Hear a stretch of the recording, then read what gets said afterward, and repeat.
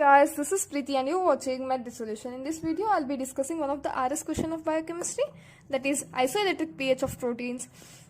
Proteins, as you know, that like a general structure of protein will be COOH and the C, this R, and then NH2, and this may be hydrogen or any other group. This depending upon the R, in different amino acids, the R group will be different. So it has acid group and amine group. This is acid group and this is amine group. It loses one hydrogen and becomes negatively charged, so COO minus, and this gains one hydrogen and forms NH3 plus. This is gains positive charge. So in a solution it exists as a Zwitter ion. Zwitter ion means it has both positive charge and negative charge.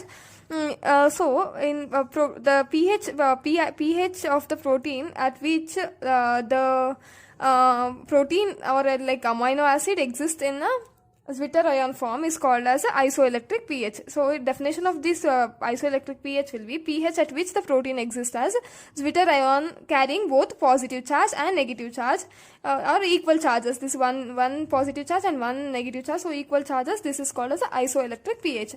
Examples for isoelectric pH will be pepsin. Pepsin isoelectric pH is 1.1. So at 1.1 pH, pepsin exists as a Zwitter ion form. And other example will be casein. pH of casein is 4.6. So at 4.6 pH, casein exists as Zwitter ion, that is having both positive and negative charge in an equal quantity. And properties of pH will Pi will be it has both negative charge and positive charge, so net charge will be 0. If it has positive charge, it moves towards, this is a cation, positive charge, cation which moves towards cation moves towards cathode, whereas negative charge, which is an anion, moves towards anode. So it doesn't have any charge, net charge is 0, so it doesn't move in an electric field. And then if Pi is greater than pH, then it exists as a cation, that is positive charge. If Pi is less than pH, it exists as a negative charge, which is an anion. The properties will be, so anion moves towards the anode, you can remember, cation moves towards cathode. In the electric field, if it is a charged particle, it moves like this. So this technique is used in electrophoresis of serum proteins. Serum proteins, we can electrophoresis and differentiate different serum proteins. In that anion, if it is they are negatively charged proteins, they move towards the anode. Positively charged proteins moves towards the cathode. At isoelectric pH, they have electric pH.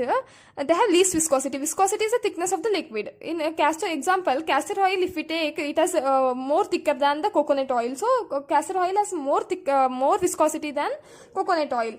So at isoelectric pH, they don't have charges. So they don't have like attraction between the two layers. This is one layer of liquid and this is one layer of liquid. They don't have charges. They don't have attraction between those two liquids. So they are not so viscous at isoelectric pH. And buffering capacity is the capacity of the proteins, because they have both positive charge and negative charge. Even if we add small amount of acid or base, it compensates and doesn't change in pH. So they have buffering capacity. Normally proteins have buffering capacity, mainly albumin, but at isoelectric pH, the net charges will be 0. They cannot like donate a proton or accept proton.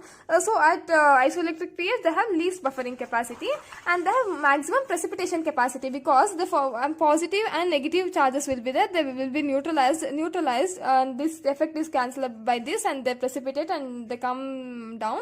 And they have least solubility means if we take HCl, it dissociates as H plus and Cl minus. So we say this is a soluble. If it cannot dissociate, it is combined form and net charge is 0. So they are least soluble. And they have minimal electrostatic repulsion. Net charge is 0. They are not charged particles. So their net charge is 0. So they are not repulsive. If there are charges plus, then they'll repel, minus, they'll repel, but there are no net charge, so there is no net charge, so they'll repel. They tend to aggregate or precipitate. If plus and minus combine, and then they form PPT, and then they sink into the solution. This many you had to write for a 5-mark question. The pH Pi, or that is isoelectric pH, has been asked. This is all you have to write, that is definition, properties, examples, and which will increase and which will decrease, that is nothing but properties.